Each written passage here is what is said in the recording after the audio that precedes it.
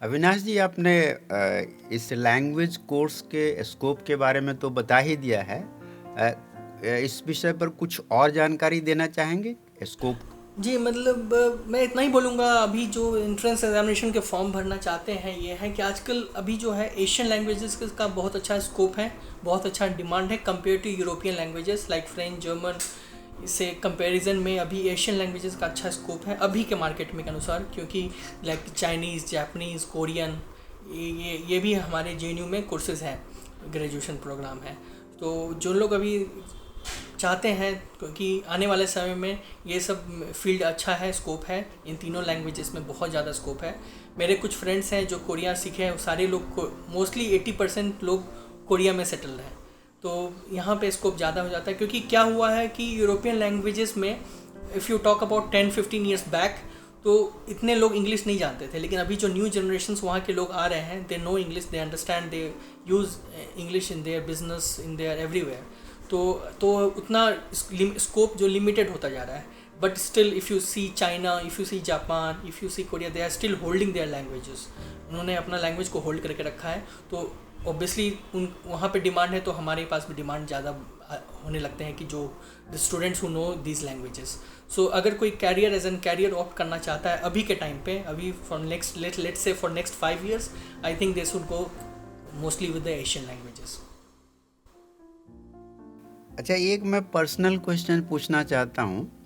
मैंने आपका बायोडाटा देखा, तो आपने अपने मदर का जिक्र किया है एज ए गार्जियन, जी फादर का जिक्र जी नहीं किया है। तो ये मुझे थोड़ा सा जी। पिकुलियर लगा। So if you wish you can tell, otherwise there is no issue. Yes of course. I think means मेरे मदर का जो लाइफ हिस्ट्री है, I think everyone should know, everyone should understand कि क्या है। और अगर मेरी ये इंटरव्यू या मेरी कहानी ख़त्म नहीं होगी अगर मैं अपनी माँ के बारे में जिक्र नहीं करूँ, क्योंकि मैं जो भी हूँ सिर्फ उन्हीं के बदौलत हूँ। इसलिए अगर कहीं भी अगर गार्जियन नेम लिखता है तो मैं मम्मी का नाम ही लिखता हूँ। अगर फादर नेम लिखता है तो मुझे ना चाहते हुए भी लिखना पड़ता है। फादर्स नेम जो है वो टैग्ड है तो लिखना ही पड़ेगा। लेकिन जहाँ पे, क्योंकि मैं गार्जियन अपने माँ को ही मानता हूँ एज एन फादर और मदर, क्योंकि उन्होंने ऐसा ही रोल प्ले किया मेरे लाइफ में। I think I was class 6, 96 की बात थी। और मैं उस समय अराउंड 9-10 ईयर्स का रहा होगा, क्योंकि 1996 की बात है। तो आई डोंट नो, पता नहीं क्या हुआ क्या नहीं। आई स्टिल मुझे टीचर्स ने मुझे आज तक नहीं हैंड ओवर किया। मैं जिस स्कूल में पढ़ता था वहाँ पे एक लेटर आया था जो कि मेरे फादर ने लिखा था मुझे। लेकिन उस समय 96 में ऑब्वियसली जो मेरे मुझे डायरेक्ट मेरे स्कूल में लिख के भेज रहे हैं लेटर, तो मेरे क्लास टीचर को मिला वो।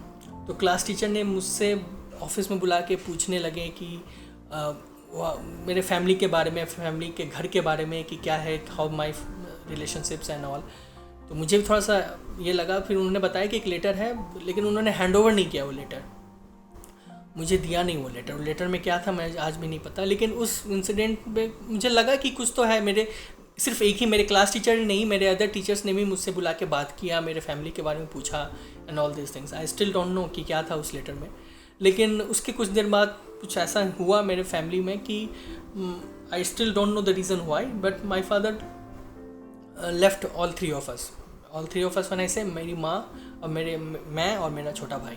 मेरा छोटा भाई उस समय 6 साल का रहा होगा, 6-7 साल, और मैं 10 साल का था। मैं 6 में था, मेरा भाई क्लास 3 में था। इतने छोटे बच्चे और माँ। और इस मतलब 96 का जो समाज था वो उतना विकसित नहीं था कंपेयर टू अभी। अगर मैं 2022 में बात कर रहा हूँ तो वो लगता है बहुत आसान है, लेकिन उतना आसान नहीं था 96 में। एज एन सिंगल मदर 2 बच्चे को पालना पोसना और बीइंग इन दिस समाज के साथ, मतलब आगे बढ़ के कोई अपने आप पे कुछ भी एक एक फिंगर अपने आप पे बिना ये किए हुए, रेस किए हुए कि हाँ कोई मेरे से एकदम क्लीन, मतलब रखते हुए इतने संघर्ष पूर्ण जीवन रहा है मेरी माँ का। मैं मतलब हर जगह उनका उदाहरण देता हूँ। मेरी माँ ऑप्थेल्मिक असिस्टेंट थी सदर अस्पताल मुजफ्फरपुर में, सरकारी नौकरी में थी। तो ये था उनका, मतलब वही वो स्रोत था आय का। और हम लोग एकदम ये थे, ना अपना घर था ना द्वार था, कुछ भी नहीं, ना अपना नाम पे कुछ नहीं था। मेरी मौसी ने बहुत सपोर्ट किया। मेरी मौसी ने मुझे अपने हम लोग उनके यहाँ रहते थे, उन्हीं के यहाँ कंटिन्यू किया। फिर मेरी माँ ने ज़मीन लिया, छोटा सा ही ज़मीन था, और उस पे एक मकान बनाया, फिर हम लोग उस मकान में शिफ्ट हुए। तो अच्छे परवरिश करते हुए, अच्छे स्कूल में पढ़ाते हुए, खुद ज़मीन लेके, खुद मकान बना के अपने घर में शिफ्ट होना, मतलब ये आजकल का मतलब युवा जनरेशन को समझना होगा कि हाँ कितना स्ट्रगल होता है और कितना मुश्किल से हर चीज़ अचीवमेंट होता है, हर चीज़ मिलता है। तो मेरी माँ का जीवन बहुत संघर्षपूर्ण रहा और वही हमारी लिए प्रेरणा रही शुरू से। राइट फ्रॉम द बिगनिंग मेरी माँ ही थी, सब कुछ प्रेरणा की स्रोत थी हमारी। हम लोग कहीं थोड़ा सा नर्वस होते थे, ये होते थे, तो एज एन माँ को ही हम लोग ये रखते थे कि माँ ने इतना ये स्ट्रगल किया है तो हमारा स्ट्रगल उनके सामने कुछ भी नहीं है। एज एन सिंगल मदर उन्होंने हमें जो ये शुरू से रखा, शुरू से किया। हमारे एजुकेशन में कमी नहीं होती। हम लोग इंग्लिश मीडियम स्कूल में पढ़ रहे थे तो उसी स्कूल में कंटिन्यू किया, although she was alone at that time. ऐसा भी नौबत आया कि मैंने अपनी आँखों से देखा मेरी माँ ने जेवर तक गिरवी रखते हुए ये सब, और फिनेंशियल जब हमारे सवाल स्कैरसिटी था तो, लेकिन कभी मेरी माँ ने अपना एक स्वाभिमान था उनका, एक अपना आत्मसम्मान था, उससे कम्प्रोमाइज़ नहीं किया। और आज अगर मैं जाता हूँ मतलब घर पे तो मैं प्राउडली बोलता हूँ कि मैं शकुंतला पासवान का बेटा हूँ। पूरे समाज, पूरा समुदाय, मेरे आसपास के लोग उनको हैट्स ऑफ करते हैं कि एक सिंगल मदर हो के उन्होंने बच्चों को इतना बड़ा किया, इतना ये किया, और अपने आप पे कोई भी एक उंगली नहीं उठने दिया। कुछ भी, कोई भी नेगेटिव नहीं बोल सकता आज के दौर में मेरी माँ के बारे में एज एन सिंगल मदर। बहुत सारे लोगों ने एडवाइस दिया कि यार आप कैसे कर पाओगे अकेले, आप कॉम्प्रोमाइज़ कर लो। मेरे कॉम्प्रोमाइज़ इन ए सेंस मेरे फादर के साथ ये कर लो, ही ऑप्टेड फॉर समथिंग एल्स। तो बिना जेंट्स के परिवार नहीं चल सकता है, बिना उसका ये उदाहरण दे रहे थे। लेकिन माँ ने अपने स्वाभिमान के साथ कॉम्प्रोमाइज़ नहीं किया। उन्होंने बोला नहीं, मैं हूँ, मेरा बच्चा है, यही काफ़ी है मेरे लिए, मैं उन्हीं को लेकर अपना ज़िंदगी पूरा व्यतीत कर लूँगी। और उन्होंने मुझे, हम लोग को ऐसा अच्छा एजुकेशन दिया, अच्छा परवरिश दिया, और आज उन समाज में उनका बहुत प्रतिष्ठा है, बहुत मान है, बहुत सम्मान है। वो ऐसे इंसिडेंट तो मैं ये बोलूँगा कि हमने फिल्मों में देखी है, पिक्चर बहुत सारे बनती हैं तो ज़्यादातर तो ऐसे इंसिडेंट्स मिल जाते हैं, हमने देखी है। लेकिन आपने तो बिल्कुल लाइव बता दिया मुझे, तो ये बड़े गर्व की बात है हमारे समाज के लिए कि हमारे समाज की महिलाएं भी शिक्षित हो रही हैं और शिक्षा का महत्व समझती हैं। और मैं समझता हूँ कि जो हमारे समुदाय के लोग सुनेंगे ज़रूर आपकी माँ पे गर्व करेंगे। और मैं अपनी तरफ से उनको नमस्कार बोलता हूँ जो उन्होंने इतना स्ट्रगल किया है और आपको इस पोजीशन पे पहुँचा दिया है। ये हम लोगों के लिए बहुत बड़ी बात है, हमारे समाज के लोगों के लिए बहुत बड़ी बात है। तो वेरी नाइस। अच्छा, एक क्वेश्चन मैं और पूछूंगा आपसे। जैसा कि आपने बताया जेएनयू में एंट्री होती है, वहाँ स्कोप है, तो यदि हम अपने समाज के लिए कुछ कार्यक्रम करें, प्रगति के लिए, समाज की प्रगति के लिए, तो आप उसमें किस तरह से हेल्प कर सकते हैं? मैं जब मैं बैचलर था, शुरू से मैं कुछ न कुछ जेएनयू में पढ़ाई किया, तो समाज के प्रति एक रिस्पॉन्सिबिलिटी शुरू से अंदर रहा कि कुछ करना चाहता हूँ, कुछ करने का मन हमेशा रहा है। तो मुझे याद है जब मैं बैचलर टाइम में था तो मैं मेरे ऑफिस जाता था वॉक करके, अराउंड 5 किलोमीटर। मैं थोड़ा सा वॉकिंग का बहुत ही ये था कि वॉक करूँगा, एक्सरसाइज करूँगा उस समय। अभी तो थोड़ा सा मेरा ऑफिस के टाइमिंग की वजह से थोड़ा सा ये हो गया, लेकिन मैं ऑफिस वॉक करके जाता था, आता भी था वॉक करके, डेली 10 किलोमीटर्स में वॉक करता था। तो रास्ते में एक अनाथ आश्रम आता था, तो उन लोग हैं ना बाहर ब्लैक बोर्ड पे लिख देते थे कि मुझे ये चाहिए, वो चाहिए, चावल 10 kg, कभी दाल, आटा, ये लिख देते थे। और मैं क्या करता था, जिस दिन मेरा सैलरी आता था, अगर वो वीकडेज में आया है तो मेरा काम होता था कि मैं जाता था, वो ब्लैक बोर्ड से लिस्ट निकालता था, और मैं ऑब्वियसली पूरा क्वांटिटी तो नहीं ले सकता, लेकिन हाँ अगर 25 kg चावल लिखा है तो 10 kg ले लिया, 5 kg ले लिया, उस अनुसार मैं कुछ लेके वहाँ पे डोनेट करता था। हर महीने का फिक्स था। लेकिन मैं शिफ्ट हो गया, अपना मकान, अपना फ्लैट खरीद लिया, तो मैं बेंगलोर की दूसरी जगह शिफ्ट हो गया, तो वहाँ पर मेरा आने जाना कम हो गया। लेकिन अब मैं सोशल रिस्पॉन्सिबिलिटी के प्रति हमेशा प्रेरित रहा हूँ, हमेशा कुछ करने का ललक हमेशा रहा है मेरे अंदर।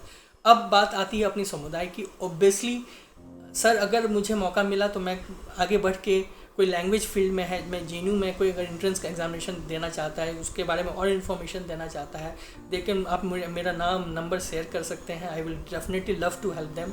और अगर मैं अपने समुदाय के लिए अगर थोड़ा सा भी कुछ कंट्रीब्यूट कर पाऊँ आपके ज़रिए, तो मेरे लिए बहुत ही ज़्यादा सौभाग्य वाली बात होगी। क्योंकि मतलब हमारे लोग अभी मैं जो फील करता हूँ, गांव जाता हूँ या घर जाता हूँ, तो मैं जो फील करता हूँ कि हम लोग बात कर रहे हैं, सही है, हम लोग बहुत संघर्षपूर्ण जीवन हमारा सबका, हम सब के परिवार का रहा है। हम लोग बहुत नीचे से ऊपर उठ के आए हैं और आगे आने वाले समय में बहुत नेम एंड फेम कर रहे हैं। लेकिन हमारा कुछ लोग अभी भी हैं जिनको हमारे और आपके जैसे लोगों की ज़रूरत है। They need some kind of helping hand so that they can uplift themselves and they can also go ahead in their life. तो हमें उनको अपलिफ्ट करने में, उनको उठाने में हमको, आपको और भी लोगों को हेल्प करना होगा। और मेरा अगर थोड़ा सा भी योगदान रहेगा तो मेरे लिए बहुत ही गर्व वाली बात होगी। Very nice. इस पॉइंट पे मैं कुछ कहना चाहूँगा। तो फाइनेंशियल हेल्प आप कर सकते हैं थोड़ा बहुत, अगर ज़रूरत पड़ी तो किसी बच्चे को। ज़रूरत पड़ी तो क्यों नहीं सर, अगर भगवान हमको अगर ऐसा दिया है तो मैं अगर किसी को हेल्प कर पाऊँ तो मैं क्यों नहीं करूँगा। तो हम लोग कुछ ऐसा सोच रहे हैं, कुछ प्लान बना रहे हैं कि किसी बच्चे को ज़रूरत हो फाइनेंस की, तो समाज से ही अपना योगदान लेकर करेंगे। और एक मैं अपनी बात बताता हूँ, ये भी बड़ा इंटरेस्टिंग है। ऐसा इंसिडेंट बहुत कम होता है। पूरी बात तो नहीं बता पाऊँगा क्योंकि जब स्टोरी में अपनी बताऊँगा तो घंटों लग जाएगा, तो शॉर्ट में बताता हूँ। एक ही इंसिडेंट बताता हूँ। बहुत सारे इंसिडेंट मेरे पास हैं अपने जीवन के। तो मैं 9th में जब था तो पिताजी का देहांत हो गया। वो ब्लॉक सर्विस में थे, ग्राम पंचायत सुपरवाइज़र एक पोस्ट होती है बिहार गवर्नमेंट में, वहाँ थे। तो 9th के बाद बिल्कुल एक तरह से हम लोग असहाय हो गए और कुछ नहीं था। लेकिन मैं मामा के यहाँ रह के पढ़ा। नाना हमारे चौकीदार ही थे और मामा जी एक रेलवे में जॉब करते थे, तो थोड़ा बहुत हेल्प कर देते थे वही। फिर किसी तरह से हायर सेकेंडरी किया और पढ़ने में बहुत ब्रिलियंट था बचपन से ही। वो एक मुझे गॉड गिफ्ट था कि फ्रॉम फर्स्ट टू आप कहिए हायर सेकेंडरी किया था, I was topper in my class, कभी सेकंड नहीं हुआ। तो वो वरदान था, मतलब गॉड की तरफ से कहिए। लेकिन आगे पढ़ने का मुझे साधन नहीं था, पैसा ही नहीं था, तो पढ़ाई छोड़नी पड़ी और मैं फ़ौज में नौकरी किया एज ए सिपाही, समझिए सिपाही, इंडियन नेवी में गया। तो मुझे डिफेंस ऑफिसर बनने का बहुत शौक था। तो मैंने हायर सेकेंडरी करने के बाद एनडीए का एग्ज़ाम दिया और क्वालिफाई भी हो गया। रिटन में एनडीए का एग्ज़ाम में क्वालिफाई हो गया। मेरे पास उसमें इंटरव्यू दिल्ली में होता था एनडीए का, सेंटर पटना में पड़ा था रिटन एग्ज़ाम्स का। तो मैं गांव से अपने वेस्ट चंपारण से वहाँ तक तो चला गया, एग्ज़ाम दे के आ गया, पास भी हो गया। लेकिन दिल्ली जाने के लिए, इंटरव्यू में जाने के लिए मेरे पास किराए के लिए पैसे नहीं थे और मैं नहीं गया इंटरव्यू में। तो ये ऐसा भी होता है, गांव में कुछ आपको बच्चे मिल जाएंगे कि उनके पास साधन नहीं होता है। ये तो मैंने अपना एग्जाम्पल दिया। कई केसेस हमने देखे हैं कि बच्चे एनआईटी में क्वालिफाई कर जाते हैं, एनआईटी या आईआईटी क्वालिफाई तो कर जाते हैं, इंजीनियरिंग एग्ज़ाम में कर जाते हैं। अब उनको मिल गया जगह, कहाँ मिल गया, अब मान लीजिए केरला में मिल गया, कहीं किसी को कर्नाटका में मिल गया, तो वहाँ वो कैसे जाएं, वहाँ का खर्च कैसे बेयर करें, ये उनके पास कोई साधन नहीं होता और वो छोड़ देते हैं। ये तो रिसेंटली मैंने कई केसेस देखा है। तो हम लोग क्या सोच रहे हैं कि कुछ ऐसा ट्रस्ट बनाया जाए या कुछ एक ऑर्गेनाइजेशन बनाया जाए कि ऐसे बच्चों को हम लोग हेल्प कर सकें कि जब क्वालिफाई किया है तो उसको फिर पढ़ाओ। तो अगर फ्यूचर में कुछ ऐसा बना, प्लान बना, कुछ लोग तैयार हुए, then we will start some activities, philanthropic activities. So मैं इस बात से एकदम एग्री करूँगा, क्योंकि मैंने जो बताया दिल्ली से जब मैं एंट्रेंस एग्जामिनेशन दे के जेएनयू का वापस आ रहा था, मेरा भी जर्नी ऐसा ही था। मैं 125-130 रुपये का टिकट लिया था जनरल का, और वो लाठी खाते हुए जो लाइन लग के, क्योंकि बिहार वाली ट्रेन में हमेशा रश होता है, हमेशा। It was off season but still there was huge rush. और मैं लाठी खा के डंडा खा के किसी तरह चढ़ा ट्रेन में, और मुझे याद है मैं दिल्ली टू कानपुर खड़े होके आया। वो रात का दिल्ली टू कानपुर में खड़े होके आया। कानपुर में एक आदमी को शायद मेरे पे दया आ गया, क्योंकि मैं स्टूडेंट था, तो उसने अपनी सीट से थोड़ा सा जगह दे दिया। तो वो जर्नी जो था वो मेरे लिए, मैं टिकट उसका अभी भी रखा था। तो मैं फील करता हूँ ये चीज़ कि हाँ, कभी कभी साधन का या फिर पैसे की अभाव की वजह से कोई टैलेंट जो होता है वो रह जाता है, डिप्राइव्ड होकर रह जाता है। सो ऑब्वियसली अगर हम और आप कुछ कर पाएँ तो अच्छा होगा सोसाइटी वी में। Will try our best to do yes. Something. तो दोस्तों, देखा आपने, ये अविनाश जी की बातें सुनी, और जहाँ तक मैं समझता हूँ कि बहुत ही इसमें जो लाभप्रद बातें हुई हैं, और हमें एक विशेष जानकारी मिली फॉरेन लैंग्वेज के बारे में कि फॉरेन लैंग्वेज का क्या स्कोप है। और हमारे गांव के बच्चे ये नहीं जानते हैं, उनको बिल्कुल ABCD कुछ पता नहीं होता है। तो ये अब बच्चे इसका लाभ उठाएंगे, मुझे उम्मीद है कि लाभ उठाएंगे। और दूसरी बात, हमने ये भी सुना, अविनाश जी से सीखा कि भाई हमारे समाज में या परिवार में महिला का शिक्षित होना क्या मायने रखता है। और इस संदर्भ में मैं बाबा साहब की एक उक्ति सुनाना चाहता हूँ, जो उन्होंने कहा है कि मैं किसी समुदाय की प्रगति उस समुदाय के महिलाओं द्वारा की गई प्रगति से मापता हूँ। तो आपने सुन लिया, आपने अविनाश जी की बातें सुनी कि उनकी माता जी ने कैसे इनको पढ़ाया है। तो मैं ये मैसेज दूंगा इस मीडियम से, इस चैनल से, जो या अभी जो इंटरव्यू ले रहा हूँ, कि हमारे समाज में भी बहुत सारी ऐसी संस्थाएं बनी हुई हैं। तो इस बिंदु को भी ध्यान में रखें, महिलाओं की शिक्षा को भी प्राथमिकता दी जाए ताकि हमारा समाज उन्नत हो। और फिर आपको कैरियर अपॉर्चुनिटी के बारे में भी पता चल गया कि JNU में कम खर्चे में आप जा सकते हैं, पढ़ सकते हैं। वहाँ तक अगर जाने में कोई असुविधा है तो हम लोग करेंगे, कुछ व्यवस्था करेंगे, हेल्प करेंगे। और आशा करता हूँ कि यह कार्यक्रम आपको अच्छा लगा होगा और इसका आप भरपूर लाभ उठाएंगे। और मैं ये भी गुजारिश करूँगा कि इस कार्यक्रम को आप ज़्यादा से ज़्यादा रूरल एरिया में दिखाएं ताकि वहाँ के बच्चों को जानकारी मिल सके और उसका कुछ फ़ायदा उठा सकें।